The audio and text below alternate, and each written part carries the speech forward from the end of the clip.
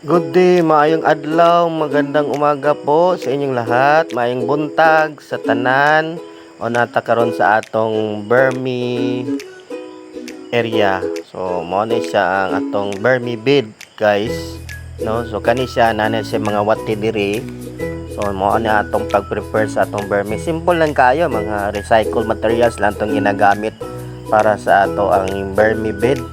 Kay mao pa man atong balik sugod sa pagpamuhi sa atong Burmi. So nakani siya na natin siya Burmi ni siya. So makita na to katong okayon diri, guys, no, makita to mga Burmi. Kani din siya nga Burmi nga klase is katong mga gagmayon.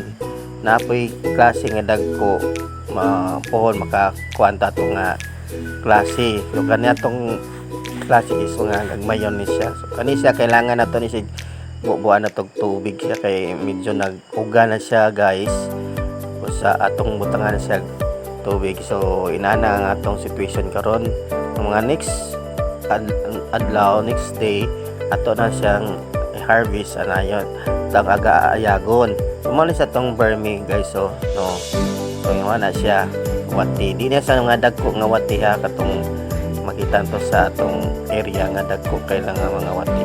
So kani while na atay Burmi bed katong nga nasa area, mag-prepare ta, guys, para sa pag-harvest na to tay balhin na niya ano atong gihimo katong mga composting, katong mga malata nga mga lata nga mga dahon sa lansones, katong dahon tanan ng mga lata atong ibutang diha sa ilalom na katong ginabas sa lubi. So ikaduha din na layer ang katong tai sa baka mo na, guys, ng mga tai sa baka mo atong ginahimo nga para sa ato ang Burmi bed. Kana siya ato nang paaboton og 1 month para ma-compost gid siya para mao po nilang kaunon, no.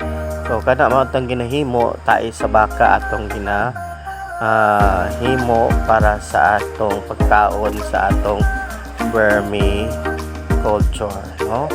So pag humana na ato danang sagulan og bani sa saging atong mao na siya bani sa saging atong ginakuan sa ibabaw nga part. So pag abot na mao na sa tong puno nato na diha bani saging, no? So mao na tong isagol. Okay, thank you for watching.